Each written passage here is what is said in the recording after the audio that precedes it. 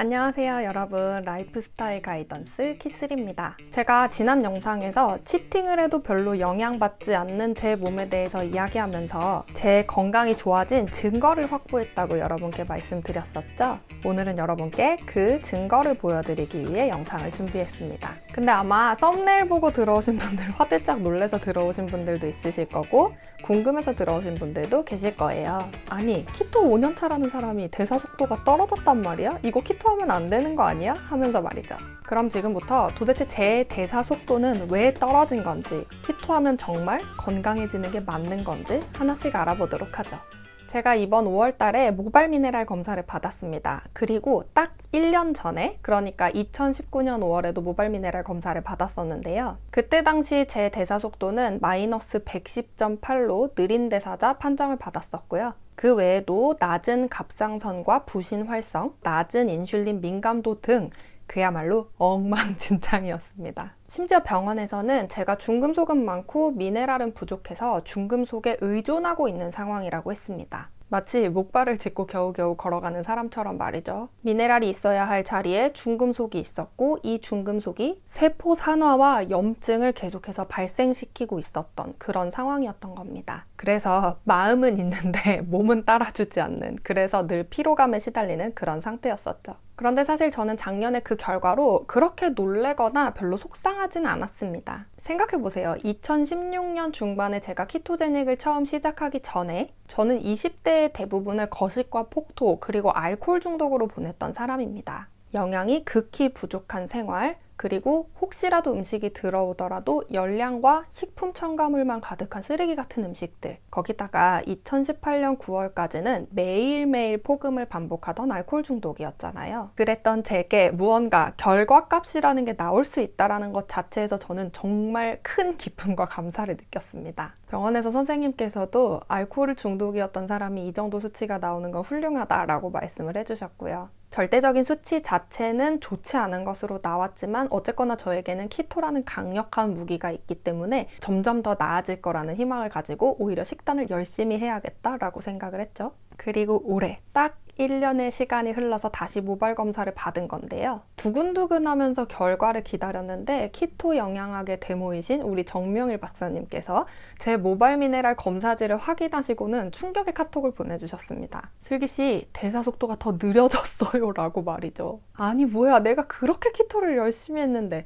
치팅도 거의 하지 않으면서 그렇게 열심히 했는데 대사 속도가 더 느려졌다고? 저는 갑자기 엄청나게 절망스러운 기분이 들었지만 뭔가 분명히 이유가 있겠거니 하는 마음으로 정명일 박사님을 찾아갔어요. 그런데 웬걸, 박사님을 찾아가서 본 제 모발 검사 결과지는 정말 놀라움 그 자체였습니다. 대사 속도가 전에 비해 조금 느려진 거 말고 나머지 생체 지표들은 전부 다 좋아지거나 개선이 되었던 거죠. 결과지는 제 몸의 세포 손상과 산화가 예전보다 월등히 줄어들었고 더불어 만병의 근원인 염증도 많이 완화되었다고 말해줬어요. 건강한 식단으로 중금속이 빠져나가다 보니 세포 산화와 손상 그리고 염증이 자연스럽게 완화가 되었던 거죠. 제가 1년 동안 가장 신경 썼던 부분이 바로 염증의 개선이었기 때문에 저는 정말 춤이라도 추고 싶을 지경이었습니다. 더구나 인슐린 민감도도 개선돼서 예전보다 훨씬 더 집중력이 향상될 수 있었고요. 그 소식을 막 전해주시고 계시는 정명일 박사님 막 껴안고 싶을 정도의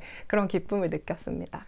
자, 그렇다면 여기서 너무너무 궁금한 부분, 도대체 그렇게 모든 게 다 좋아졌는데 왜 대사 속도만 떨어진 걸까요? 정명일 박사님께서 이 부분을 쉽게 이해할 수 있도록 비유를 하나 들어주셨는데요. 모발 미네랄 검사를 통해 확인할 수 있는 대사 속도와 관련된 지표, 즉 부신과 갑상선 활성의 생체 지표들은 나무로 따지면 큰 몸통과 같고, 인슐린 민감도, 신체 저항력, 나트륨과 칼륨 비율, 아연과 인 등 미네랄 지표들은 나무의 곁가지와 같다고 말씀해 주셨습니다. 우리 몸이 좋아지는 것은 이 곁가지부터, 즉 다른 미네랄의 지표들이 먼저 좋아지고 몸통인 대사 활성은 시간이 좀 많이 걸리는 일이라는 거죠. 특히 제 경우에는 미네랄이 있어야 될 자리에 중금속이 자리를 하면서 그 중금속들이 부신을 끊임없이 자극했고, 이 부신은 쥐어짜이듯이 각성을 할 수밖에 없었던 건데 중금속이 빠져나가면서 이런 각성 효과가 줄어드니까 일시적으로는 대사 속도가 느려진 것처럼 보이게 됐다는 겁니다.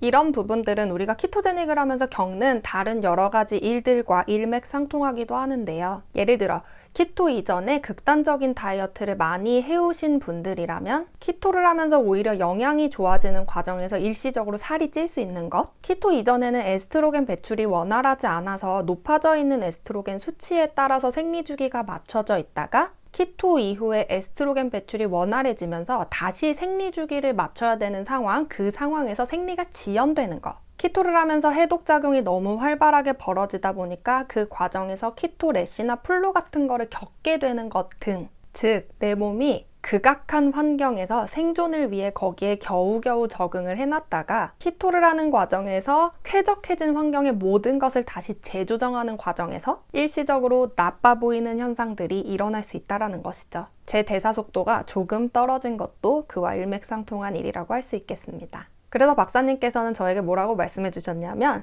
중금속이 빠져나간 자리를 다시 미네랄로 잘 채워주면 느린 대사가 균형 대사의 방향으로 다시 잘 돌아올 거다라고 말씀해 주셨습니다. 역시 오늘도 답은 결국 클린 키토라는 거죠. 키토를 하면서 이렇게 일시적으로 떨어지는 대사 속도와 관련된 과학적이고 체계적인 설명을 조만간 정명일 박사님 채널에서 만나보실 수 있습니다. 키토 후 오히려 대사가 떨어지신 분들은 이 영상을 많이 기대해 주세요.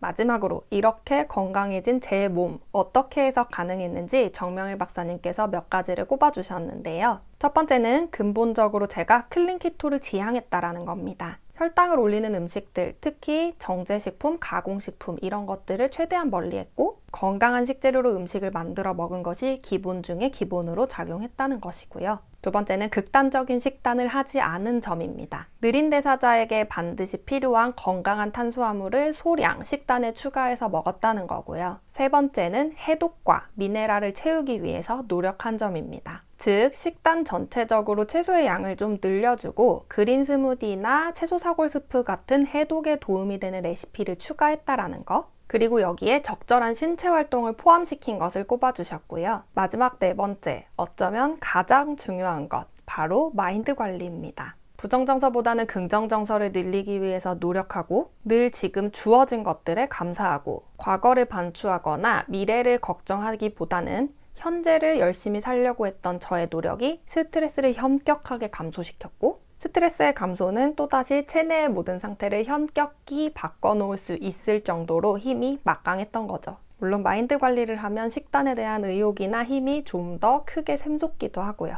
박사님께서는 이렇게 마인드가 가장 중요하다는 것을 거듭거듭 강조해 주셨습니다. 모발 미네랄 검사를 받고 나면 이렇게 내 몸에 지금 일어나고 있는 일, 즉 여러 가지 생체 지표와 현재 내 몸 상태에 맞춘 1:1 영양제 가이드까지 받아볼 수 있으니 정말 좋죠. 저도 이번 검사를 통해서 제가 먹어야 될 여러 가지 영양소 중에 아연과 소화효소가 빠져 있었다는 걸 알 수 있었어요. 이런 부분은 모발 검사를 받아보지 않으면 절대 모르는 일이죠. 이렇게 해서 오늘은 키토를 하면 일시적으로 대사 속도가 내려가는 이유, 그리고 어떻게 하면 내 몸의 상태를 근본적으로 변화시킬 수 있는지에 대한 이야기를 다뤄봤는데요. 여러분도 여러분의 몸 상태를 확실하게 알고 지금 내 몸에 가장 필요한 게 무엇인지 아시고 싶으시면 더보기란에 있는 링크 따라가셔서 모발 미네랄 검사를 한 번쯤 꼭 받아보시기를 권장합니다. 또 식단 열심히 하시면서 반년 뒤 혹은 1년 뒤 다시 모발 미네랄 검사를 받아보고 지표들을 비교해보면서 내 몸의 상태가 얼마나 좋아지고 있는지 확인하는 것도 아주 의미 있는 일이 될 수 있겠죠? 네, 오늘의 이야기가 도움이 되셨다면 구독과 좋아요 부탁드리고요. 저는 다음 영상으로 여러분들을 찾아뵙도록 하겠습니다. 안녕!